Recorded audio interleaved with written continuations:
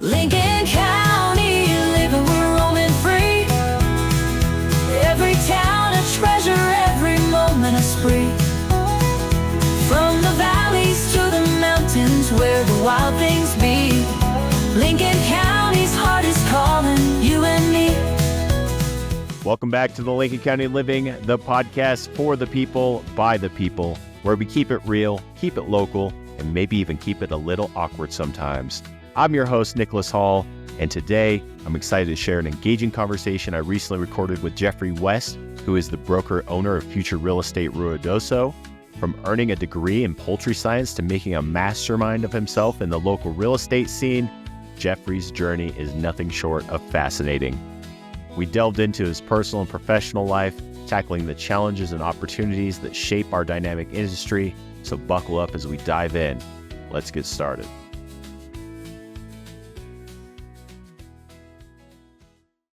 Good morning, good afternoon, good evening, whatever time of day it is that you're listening to this podcast. I'm your host, Nicholas Hall, and you're listening to the Lincoln County Living, a podcast for the people, by the people. How are you doing today, Jeff? Doing great. Wonderful to be here. Yeah, I'm excited to have you on. And like I said before, it's always fun to have your boss in the hot seat. Can you share a bit about your personal story and what drives you both personally and professionally? Wow, that's a good question. What drives me personally and professionally? I've always been, since I was a young child, always a mover and a doer, always curious, always exploring. I don't sit still very well. That's not a strong suit at all. Getting through an entire movie without getting up is impossible for me. My brain is always working, except when it's bedtime, though. I do have a knack of being able to turn that brain switch off, hit the pillow, and get a decent night's sleep, start the next day. I've always been curious about nature, loved animals, still love animals. I just remember as a young kid, I was always exploring. And when it comes to professional side of things, I had a fruit stand when I was a kid. My parents divorced when I was young. And so I'd go visit my dad on the weekends, and there was a stand of Bradford pear trees. And as a young kid, I would load up a black trash bag full of pears. And when I would go back to my mom's in the city, I would set up a pear fruit stand at the corner of the intersection next to our driveway, and I would sell pears. So I've been in business. He's been in sales for a long time. Yes, absolutely. Yes. And like I said before, you do have your master's degree in poultry science. Is that correct? Actually, I have my bachelor's in poultry. I have my master's in agriculture economics. Okay. That's a good correction. Yes. I went to college to figure out what I didn't want to do. And the story on the poultry science is I was very involved in 4-H through my elementary, middle school, and high school years. I actually did 4-H from, I think, 3rd or 4th grade all the way up to graduating high school. And I loved birds. Got my first bird, Easter. They put the duck in an Easter egg. And I found this duck in an Easter egg hunt. And that started my poultry journey. I was probably around 6 or 7 years old, maybe younger than I don't even remember, but I just remember, and her name was Quackers. But that started my poultry journey. And I actually showed exhibition poultry in high school at the county fair. Fancy birds, like people showed dogs, the Westminster Dog Show. Yeah. I showed chickens, and there's so many different breeds and varieties and types of chickens. Well, I had a lot of experience. And so it was a full ride scholarship to the University of Arkansas. And it was a way for me to go to college, get an education that didn't cost me an arm and 2 legs.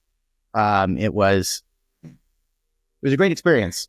I learned a lot, but I did learn that I did not want to go into the poultry industry, even though it's a great industry for young professionals. And you can earn a great living in that business. And I still have a lot of friends that are in that business. So that's how poultry came about.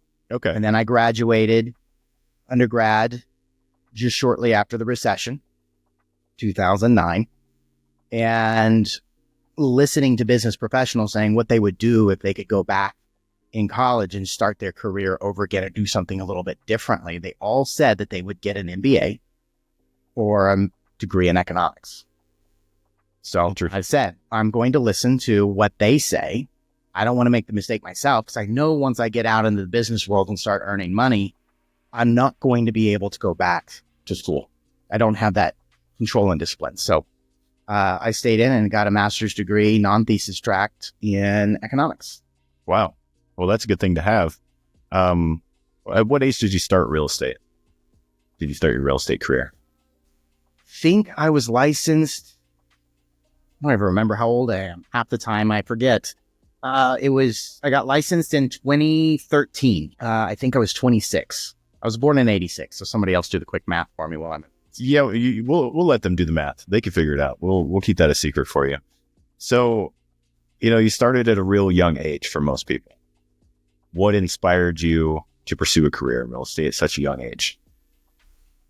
Well, that's interesting because real estate was not in my life goals as a career. I moved to Ruidoso for a business opportunity. I had a gentleman that inspired me in a lot of ways, and I came here to work for him. He was in commercial and multifamily real estate. He owned his own business. So I moved here and I became his maintenance man with a master's degree. Just because I couldn't get a job anywhere else with that master's degree, the job market was flooded. And so that's what caused me to move here to Ruidoso. My mom lived here. My sister was here at the time too. So I was the maintenance man. He asked me to get my real estate license so that I could assist him with his real estate acquisitions and sales. And he had a property management company, and I worked for that. It was nightly vacation rental, but also long-term and commercial. And so that real estate license actually helped me move through. And to be honest with you, it took me almost a year to get my studying done after hours, pass the test, and then get going. And of course, it was well over a year before I made my first sale in real estate. Yeah. Or not. I was licensed for over a year before I made my first sale. Guess who my first client was? Who was that? Me. He sold himself his own house. I did. And my mindset is, how can I represent somebody at the highest level if I don't know what it's like going through? That's fair. So the real estate license was really more of a supplement or a complement to my position at that time. And that's how I got started in real estate. And you said that was in 2013? 2013. And I was with that company for another 3.5 years. I left in August of 2016. And that's when I went full-time real estate. It's August of That's right. 2016. That's right. And where did you move here from originally? Well, that's a fun story too. I moved here from Fayetteville, Arkansas, where I went to college. Right. Okay. Before that, I lived in a small town in North Texas between I-35 and 75. You hit Gainesville or you hit Sherman. Okay. You go to the middle. Okay. So I-35 hanging right on 82, right there at that midway point between the two highways. A little town called Callisburg, Texas. That's where I went to high school. Big county, big school district. I lived about maybe 30 minutes south of there, just outside of Lake Kiowa, in between Lake Kiowa and Collinsville, Texas. It was the boonies then. Okay. It is not that anymore. It's grown since then? It is not the same place. So much growth and development. Wow. So you started real estate in 2013, and I know Future Real Estate started in 2016. Yes. Can you tell us a little bit about that? What made you decide to open your own brokerage here in Ruidoso? Future Real Estate was established by Justin and Marianne Munoz in Alamogordo. And they established the brokerage in February of 2016. Okay. And as I mentioned, I went full-time in real estate in August of 2016. I was ready for growth at that time. And that's kind of when I met Justin, is November of 2016. He had called me up and said, I have a couple referrals for you. Are you interested in working on a referral basis? And of course, me, yes, heck yes, absolutely. And so that's really our initial connection. And then I had kind of mentioned that I was looking to change brokerages at that time.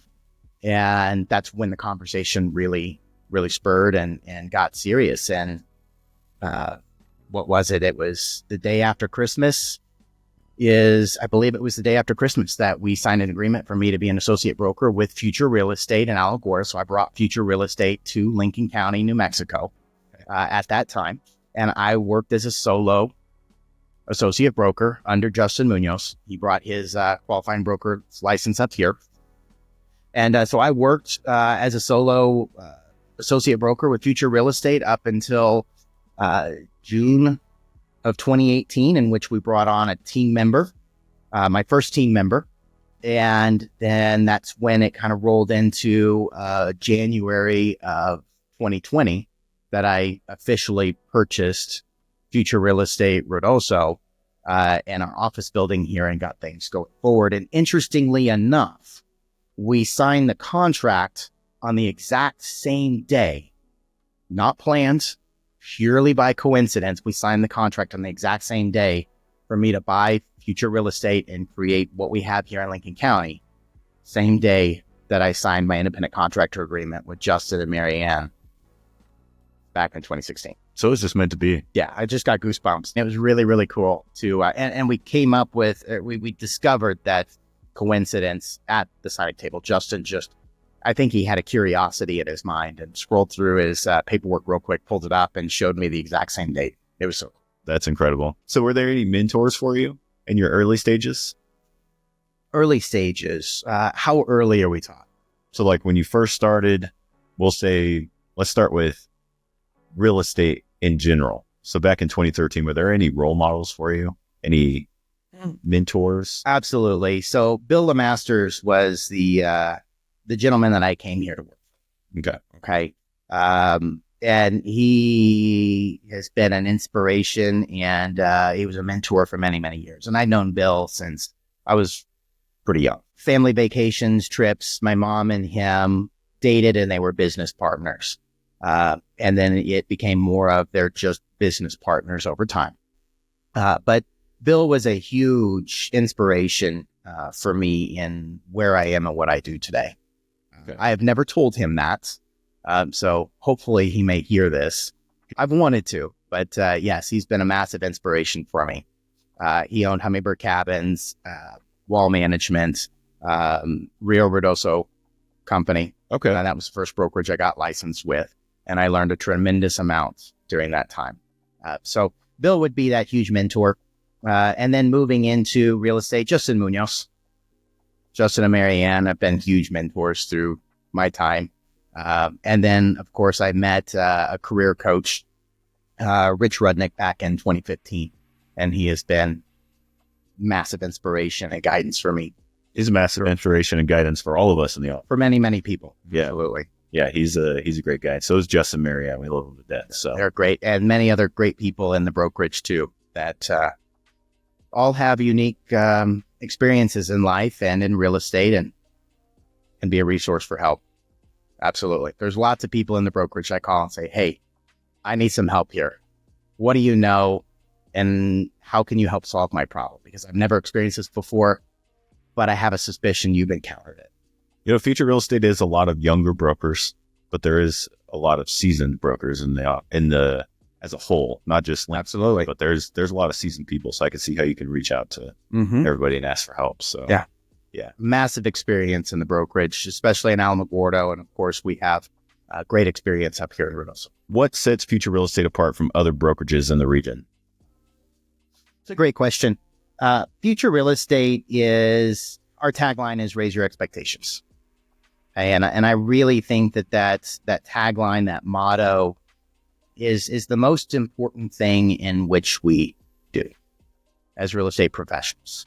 Is we meet with a client or customer and their expectation is here, level 5, right? And then we're going to take that to a level 20. That is the goal, the objective of Future Real Estate. We always want to stay innovative, exploring new technologies, new ways to serve our clients' needs at the highest level. Technology is huge. Real estate every day is changing and evolving. And Future Real Estate aims to Keep up with the times. keep up with the changes, right? It's never a statement of we've never done it that way. It's a statement of how can we try something new and make it better? How can we evolve? Evolve and really, and I think that what most consumers want when it comes to real estate is expectations that technology open up new doors, new avenues of ways of doing things. I mean, marketing landscape is drastically different than what it was 5 years ago, 20 years ago. I mean, you talk about seasoned brokers, they talk about the MLS books. Yeah. You had to wait for a printout of the houses that were coming on market. Now it's a click of a button and it's instantaneous. Right. And it could be gone in an instant too. It could be gone within minutes. And the amazing thing about real estate these days is you can take a virtual tour sitting on the couch. In your pajamas. Pajamas, heck, you can take a tour of the house not even wearing pants. Is that crazy? 3:00 in the morning, whenever you want. I see people, I've been to concerts and I stand behind people and they're on Realtor.com scrolling at a concert. I mean, come on, guys. Is it really important to find a house right now? You're at a concert. Let's enjoy this. It's great. Standing in line at TSA, people will shop Zillow. I mean, it's as easy as Amazon nowadays. It is. And I tell a lot of people that I meet with, especially sellers, that today's world is an online shopping experience, right? Real estate really needs to become the Amazon of shopping. Yep. Right? On-demand experience economy. That's where we are. And our consumers require or request information when they're ready for it, right? When it's convenient for them, not 30 minutes when their lunch break's over, not in 30 minutes when the baby wakes up. Right now. I have time now. I want to, explore this. And then it's the experience economy is more of going back to that, raising the expectation. Providing the information that they're looking for, creating that connection, that rapport. We're like guides. We're facilitators, and we help move people through that process. And whether they're a seasoned real estate investor or a first-time home buyer, we will evolve that process to fit their individual needs to give them the highest level of experience. That's a great statement. Very passionate about that. Yes. No, it's okay. Tangents are welcome on the Lincoln County Living. So we'll kind of get back on subject here a little bit. As far as we know, you are the youngest broker owner, correct? As far as we know. I am not aware of anybody that is younger that owns and operates a brokerage in Lincoln County with a qualified broker's license. Correct. For years, I was one of the younger, not the youngest, associate brokers. Yes. COVID hit, a lot of life changes and opportunities opened up. And I think that's when the gates opened up for a lot of young professionals to make a career change and enter the wonderful world of real estate. Yeah. Yeah. And it's really, a lot of people notice that you don't have to get a full college degree to get your real estate license. So it is, you don't have to go for years and years of school to get your real estate license. Right. So I could see why it was kind of a eye grabber, I guess is what you would call it. Well, yeah. And there are times where real estate's fun. There are times when real estate is extremely challenging. And I encourage anybody that is in real estate, you really need to be a student of real estate. It's always changing. There's always new ways. And there are things that you can do in real estate that I haven't even scratched the surface on that I'd love to learn more about. I mean, it's one of those things that you're always learning. And I think even for somebody that's been in it for 40 years, like some of the Lincoln County realtors around here, they still learn. You're always learning, always learning something new. And as an owner broker, that is something that I strive to do, is to keep my brain growing on real estate so that I can help guide and nurture other brokers into the business. But that's really my role as an owner broker is that there's a leadership position that comes with this, that you've got to help people through trials and tribulations in a sense when it comes to unique and challenging real estate. And there's There's always a surprise that comes up. It catches you off guard most of the time. And it's like, it can. Dang it. But it works out in the end. I mean, my biggest advice when it comes to those kind of things is just work through it the best that you can, because if you let it get to you and you get to the end and you realize, why did I let it get to me so bad? And it's really hard to not let it get to you a lot of the times. Mm-hmm. But at the end of the day, once it's over, it's over. Yeah. Well, and I think it gets to you because you care. Yeah. Right? You care about your clients. You care about their goals. And when you have challenges that pop up, you're on a timetable. You've got contractual deadlines that you have to meet. We're dealing with people's money. You know, Their life decision. wealth managers have to go through some serious credentials to be able to manage people's wealth.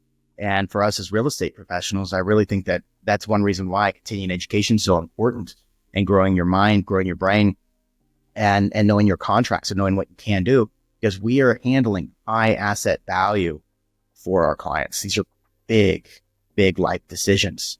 Big And, life decision. It can be a way of life for some people too, for investors and flippers, and for first-time home buyers getting into their very first home and out of renting. I mean, that's a life decision. People spend their life savings on houses. So, We live in houses. yeah. We Something that everybody has to have. we spend a lot of time in office buildings or office space, or interacting with commercial retail space. Or there's people that have to have a restaurant space. Yeah. Or, it's just, there's never ending. Real estate it's everywhere. Yeah. So speaking of challenges and opportunities, what challenges and opportunities did you encounter as a young broker owner? Well, everybody will know that COVID hit March 2020. I just purchased the office building and just become official qualifying broker in January of 2020. My gut told me something was coming. And I don't know why something told me something was coming. So I was preparing for something. I thought it was going to be an economic recession.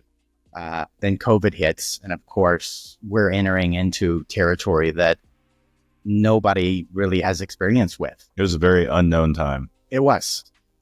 And how do you navigate that the right way? What is the right way? Everybody has a different opinion on that. Obviously, we won't go into that conversation here, but being a brand new business owner at that time, effectively, of course, when you have a real estate license, you are a business owner. But at that time, I was responsible for other people. They're looking at me for guidance on how to navigate through something that none of us really know how we're going to navigate through. We don't know what's going to happen. Do you remember how many people you had in the office at that time? 3 or 4 of us. I think Lily was there, my wife. Yes. Monique was there. Monique's here. And you had an assistant at that time too. And you also Mhm. had another broker. We had another broker here as well. So I think that there were a total of 4 of us licensed. So I had 3 associate brokers at that time. I could be missing somebody right now being on the spot. And then we had 1 employee. And it was just very unknown. It was very unknown. Oh, Yeah. David Dockweiler. David was, Yeah. yes. Oh yeah, that's right.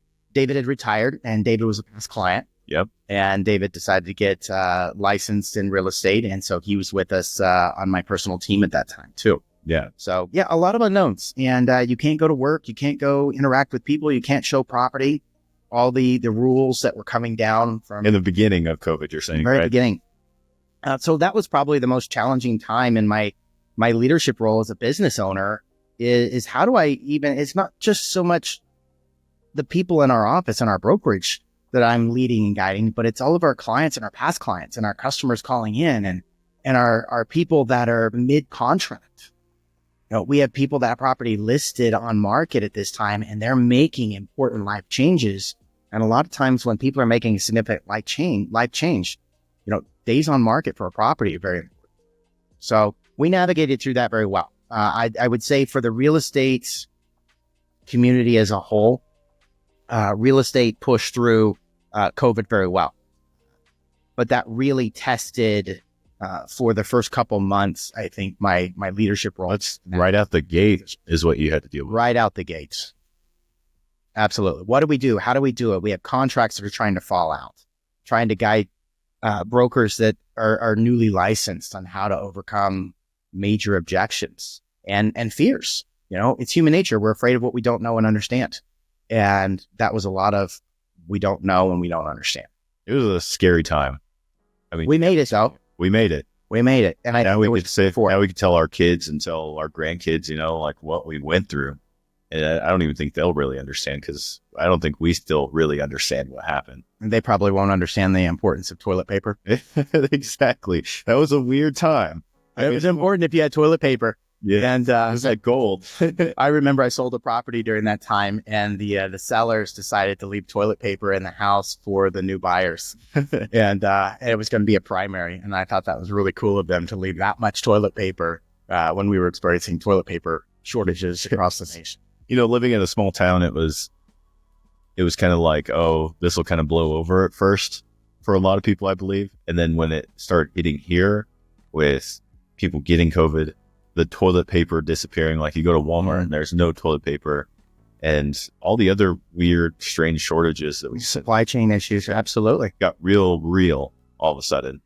And to navigate real estate at that time, I'm sure was a huge challenge. Yes, but you can always have comfort is that real estate is always going to be something that is necessary. Even in the hard times, obviously. Hard times, yes. Markets good or bad. People need housing. And it's kind of interesting that even in the hard time, it got to a robust market. It started getting a little crazy with multiple offers. Real estate nationally was just... It was a madhouse. Charts. It was a madhouse. Absolutely. And the question was at that point is, can it maintain? And it has maintained for the most part. We're in a stable market in which I believe, and prices are not declining significantly. I know there are some regions of the United States that are seeing major attrition and property values, but we're still doing very well here. Yeah. How do you define leadership in real estate? How do I define leadership in real estate? I don't know exactly how I would Webster Dictionary define that. It's a lot about like what I mentioned with going through COVID. In real estate, you are leading and guiding people through life changes. Okay, whether that's your associate brokers that are in your office, you are always helping them overcome unforeseen challenges. For our clients, that's a leadership role as well, is you're their guide through a very important life decision. And it's our responsibility as a real estate professional to lead, to guide them from the very beginning to the very end, educate, inform, quell fears, right? Am I making the right decision? Am I paying too much? The house has some maintenance issues. Can I handle this? Are they as big a deal as the home inspection report makes it seem like? Right? There are things that are scary, and if you don't have familiarity with it, it can be very frightening, buying property. And even seasoned investors will come across something that's a challenge that they've never seen before, and helping to guide them through that process. So, in a lot of words, that's how I would define leadership in real estate. I think that's fair. I mean, I think I'm going to kind of summarize it here, and correct me if I'm wrong, but I would say you define leadership in real estate as being able to pivot when necessary, and being able to overcome the challenges and the tribulations. You're a great listener, Nick. Yeah, okay. Absolutely. Okay. Yeah. Pivot and shift. We're always doing that in this business. And what strategies have you used to build and maintain a strong support system in future real estate, Ruidoso? The strategies that I've employed is really setting up a framework for people to operate off of. A system. Okay. A system. For entering into sales or being successful in sales, every real estate professional, I think, needs that guidance. They need that system. They need processes. It's very difficult to recreate the wheel, right? I wouldn't be able to recreate a wheel for a wagon. I just know it exists, right? Right.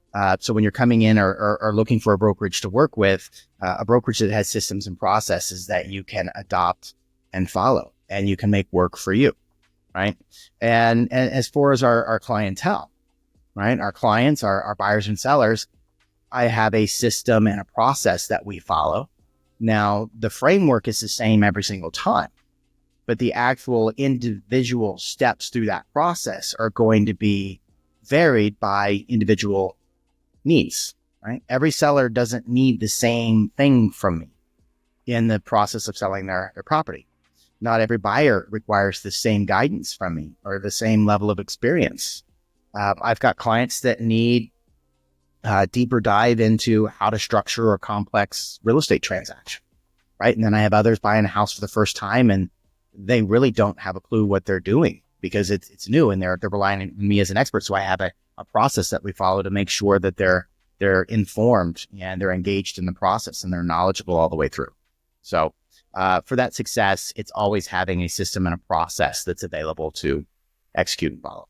I mean, there's one that I've noticed that I don't think gets shouted out very often. And I think that you have adopted it from Justin and Mary Ann Munoz from the Alamogordo office is the family environment. The family environment between the brokers for one, but it also seems if we build those strong relationships with our clients, we end up having them as a part of the family too. Absolutely. So I think that is something that is huge for future real estate. It is. We work together and this is a people business. Yeah. It's not so much a housing business. It's a people business. Yes, we're selling houses, we're selling real estate, but at the end of the day, it's about our people. Yes. And I mean, me personally, I know my wife can speak about this too, is we have clients that keep coming back. Like they just keep coming back and we get a call from them once a year. They want to do something else or they want to sell a property. They want to buy a property. And we talk to them like they're our friends at this point because we talk to them that often. Absolutely. Well, and you have clients that they make an impact on you. Yeah. Now, I have several that have made a massive impact on my life too, just from the process of getting to know them, spending time with them, having coffee. Having lunch sometimes. Yes. Yeah. And then getting invited to their house after they bought it and all that kind of stuff. That and watching their kids grow up too. I know that's great. I have a client that, I remember his kids being knee-high to a grasshopper and now one of them's playing soccer now for New Mexico State. And it's just like, in my mind, He's still a little kid. Yeah. They're still little. Can you share a moment where your leadership skills were truly put to the test? I would say that's going to go right back to COVID. COVID is really what put it to the test. Our fires would be another instance. How to navigate that. I know that we live in a highly prone area for forest fire. And unfortunately, the thing that I look back on and wishing I was more prepared for was having a contingency plan in place. To say, hey, if this unlikely event occurs, here's how we're going to help our people, our community, right? Our clients, customers, our fellow brokers, our community members, and trying to do the best that you can possibly do in that situation, especially when you're personally being affected too, is you have to step up into that leadership position and you have to be that guide for all of your people again, whether it's really your brokers or your clients. Yeah. And, I remember through the South Fork and the salt fire, my phone was just constantly ringing. And if my clients weren't calling me, I was trying to call them to give them updates. I went through my whole system too. I mean, I tried to do that on mine. And unfortunately, and this is one of my regrets and something that I will fix is that I didn't have my database of all of my people organized enough to be able to facilitate an outreach in the event. Yeah. So one thing that I will grow out of that, but leadership being tested is definitely being there for your clients, your customers, your associate brokers, in your office, your employees in your office, when they're possibly thinking, am I going to have a job to come back to? Do I have a house to come back to? How is real estate going to continue forward when we've had such loss? Because it's not just the fires that we have to worry about, it's the floods afterwards too. And it's an ongoing challenge of getting information to clients that have property near the floodway, the floodplain, that were affected directly, that might possibly be affected in the future.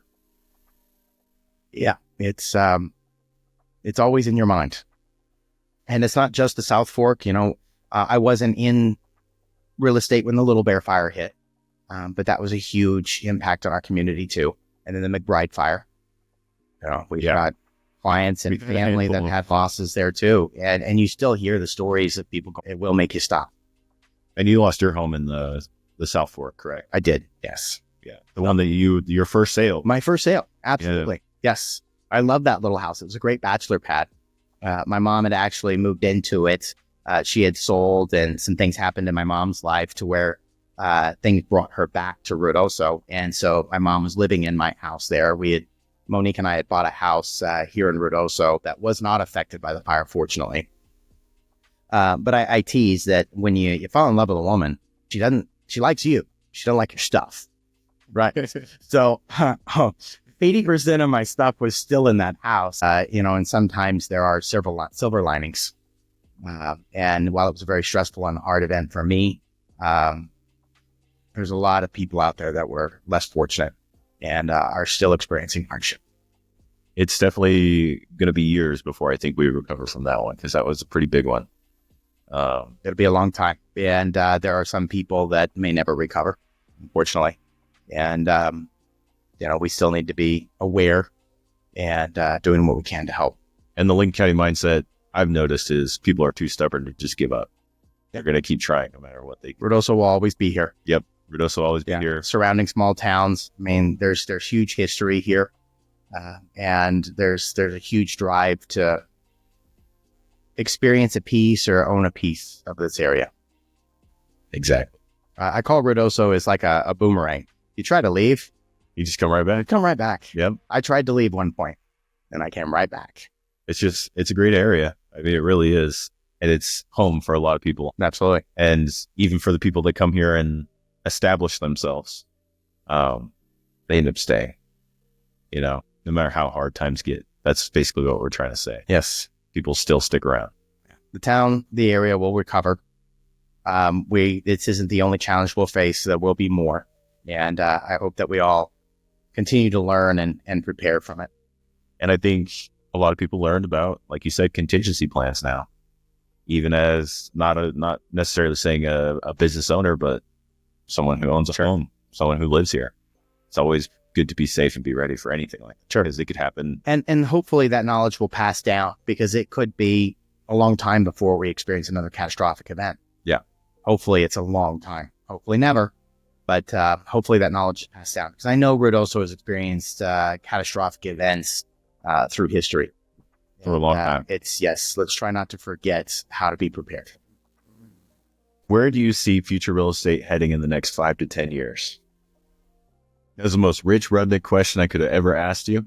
Right? But let's hear it. It's always good to plan.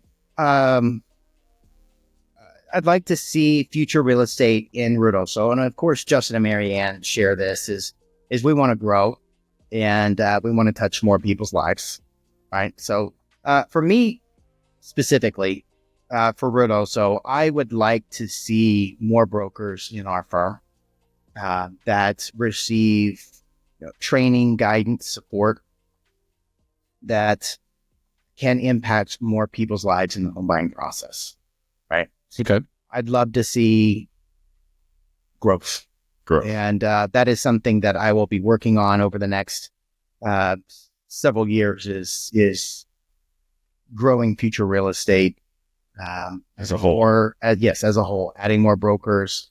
And then, of course, enhancing our competitive advantage in the marketplace with use of technology. And how do we incorporate the new technologies that are available out there? Especially with AI and everything coming into the mix now. Absolutely. And over the Christmas holiday, I had interviews with some companies that are utilizing AI in the sales process. And how do we as real estate brokers incorporate AI to facilitate the sales process? Without getting in trouble. Yeah. That's the biggest thing. That's true. I'll always review what's put together. It's the same thing with a real estate contract. Double check it and make sure that it's accurate and complete and facilitates the goal. But AI, I mean, absolutely. There's so many of our meetings that are done with Zoom because Ruidoso is a secondary vacation home market. I'll have clients that I never meet face to face. And Zoom is the closest to face I can get. And AI now will summarize your entire Zoom meeting so that you can then send that out to your client and say, hey, here's an outline of all the things that we discussed. about your listing. There's so many. It's going to be beneficial. I really believe. Yes, absolutely. So used correctly, it's already starting to help in marketing. Yep. And Virtual staging is really helping out. that too. Yeah. When we have a vacant house that won't sell, we'll put some virtual photos mixed in with the regular photos, and it helps. Yep. That can help people visualize during the shopping experience. What will this house look like if it's furnished versus It's all about the internet. empty? Absolutely. It's all about the internet. We talked about that earlier in saying that you got to make it as easy as Amazon. Absolutely. And uphold the highest level of integrity while you're doing it. Exactly. Transparency and Disclosure. protecting the public. Yeah. That's what we are here to do. And that's what the realtor associations that we're a part of really push is ethics and making sure that we are protecting the public at all times. Exactly. What excites you about the future of real estate markets in Lincoln County and beyond? Well, our whole area is unique, but it is also always resilient, right? This community always has a draw. I'm one of those Texans that would come here and visit during the summer when it was hot and come up to ski. And I mean, Now he's a local. yes, been here, 15 years now, but coming here since I was 10 years old. And, there's always going to be that draw to be here in the beautiful mountains and the cool weather. And we have this unique feature of where we are, that we've got skiing, we have casinos, we've got horse racing, we have For hiking, you got biking, we've got fishing. golfing, disc golf, yes, fishing, horseback riding, hunting. One thing that I love about here is that I can go out in the morning and hunt and then be back in the office and ready for meetings. And go home. Where do you find that? Exactly. It's beautiful. I'm back in the office in the evening, back out in the afternoon. Right, I'm not an avid hunter, and I've just recently gotten into hunting in the last couple of years. And I think that is just a unique benefit of living where we live. It's beautiful. There's a lot to do. There's a lot to do. And I think that we're lucky in the fact that we have such a diverse, economic basis here. We've got entertainment. There's just all kinds of things that you can do. Our Midtown area has grown immensely in the last several years, and that's really cool to see. I'm excited about it. It seems like, with the interviews that I've done on the podcast, seems like the diversity of Ruidoso and Lincoln County is also changing. Seems like we're starting to become like a melting pot, I guess you'd say. Yes. It's just a different amounts of people, and it's starting to evolve into its own thing. It is. And it's changing. And I think Sometimes that can be hard. Yeah. Because, there's many of us that remember what Ruidoso once was. And it's not exactly the same anymore. Is that good or bad? That's for somebody else to decide for themselves. But me personally, I think it's a good thing. the growth is really good and exciting for me. Yeah. The kids growing up here get to see new things and experience new things. The ice skating rink at Wingfield. Yeah, that's a really cool thing they started. Series that come in during the summer. The breweries that are popping up, and it's just and the cool shops in town. And a mountain coaster now. For years, I didn't go into Midtown and go shopping, and now I go through Midtown all the time to shop and see what's new in it. Yeah. And dine, and There's some stores there that I go get stuff on a regular basis, like the tea company. And that, absolutely. So Yeah, the really cool things about Lincoln County as a whole. And so I do think that there's going to be continued growth no matter what happens. yeah, I think This area will continue to thrive. because that's the Lincoln County mindset. I've really learned that living here is that people are going to continue to move forward no matter what happens. Well, and also think about it is it's just not tourism here. We've got ranching. Yep. I don't think Livestock, yes, livestock, crops. crops. And just going down the mountain to Otero County, there's a lot of alfalfa and farming that goes on down there, pecans. And history. There's a lot of history. Tons of history. Yeah. Absolutely. Yeah. Fort Stanton's a cool place to visit too. Lincoln Yeah. Lincoln. and all those Fort places. Even if you want to go all the way out to like White Oaks, Mm-hmm. that's a cool place out there too. So And learning about the history of White Oaks is pretty neat too. yeah. Because you can go do that on your own. There's a lot out there. Nick, your next podcast, the history of White Oaks. So we're going to hit you with a big question. what advice would you give to young professionals, young brokers getting into the business? What's one piece of advice? One piece of advice, getting in. I don't know if I can just do one, Nick.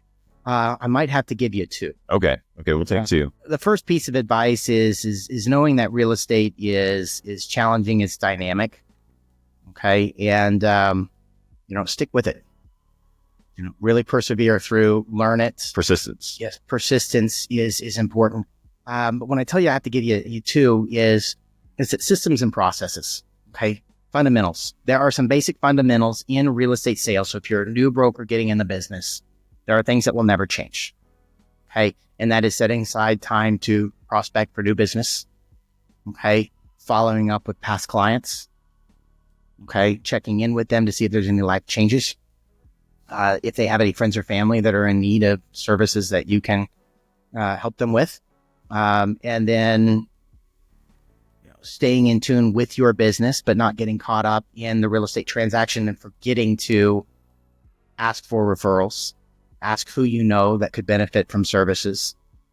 So I think those two things would be persistence and sticking with the fundamentals of the business. Yes. And to kind of add to that second one that you gave, a piece of advice I would give is to maintain your personal life as well. Family life balance. Family life balance. That is a good one. There's lots of little nuggets we can give here, Nick. Yeah. And that is tough when you get into business and you find success, setting those parameters to spend time with your family or recharge for yourself. Exactly. And that's a hard balance. So you'll have to set those expectations with your clients, your working hours. Yep. Exactly. And clearly communicate those. So speaking of younger professionals, if you could go back and give yourself one piece of advice, what would you give? Oh, as a business owner, when you find success and things are going great, the one thing that you don't really pay too close of attention to is your expenses.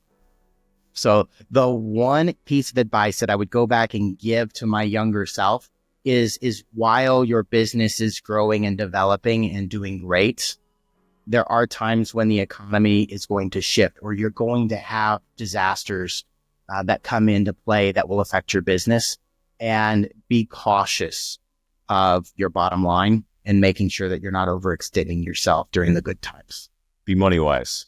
Be smart. Be wise. And be more attentive to what you have coming in and what you have going out, and making sure that you are safe in your business and that you can still take care of your family. That would be the number one piece of advice that I would give to my younger self.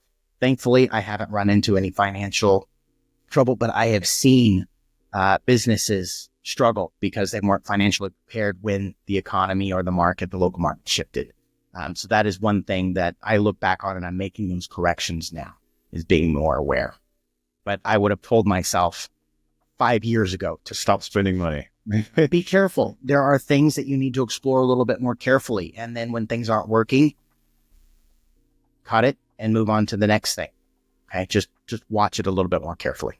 And especially, in real estate, there's a lot of times that you forget about an expense that's coming up. Dues. Insurance. And it's not just, there's all kinds of insurance. And you spend your budget, and then you're like, I forgot. This, Yep. Taxes are state taxes, huge. federal income taxes, Huge. Yes. So all kinds. what is next for you in future real estate? What's next? Well, I'd like to see future real estate continue to be a strong contender in the real estate market, helping people buy and sell. I would like to see some growth. I haven't announced this out anywhere, so I guess this will be the first place it comes out, is we're working on launching a property management division. Very cool. So, I've been saying that for a couple of years now, so that's all. and I have a background in it. I was a maintenance man for properties for years, and I help with the property management division. So I've got experience in it, and I have several of my own personal properties, and I've been approached by many people. So now's the time. So this would be for short term or long term? Long term. Long term. And it'd be like the future rentals in Alamogordo, correct? Very similar to that. Yes. We're not going to be connected, but there is a massive need for long-term housing in our community. And I know Yeah. we get calls often, so that's a great thing to hear. And I try to help people to my best of my ability when they call me directly and say, hey, I'm having trouble finding a home to live in. Costs are going up. And so I want to be able to help provide a solution to housing problem. And the only way to do that is to get into the business of long-term rentals. That's a big announcement. So yes, This is a big announcement. we're working on it right now. Very cool. Very cool. I'm excited for that. I mean, that's one thing I've been saying for a couple of years is we need a property management division. We do. And there are several great property management companies in the area.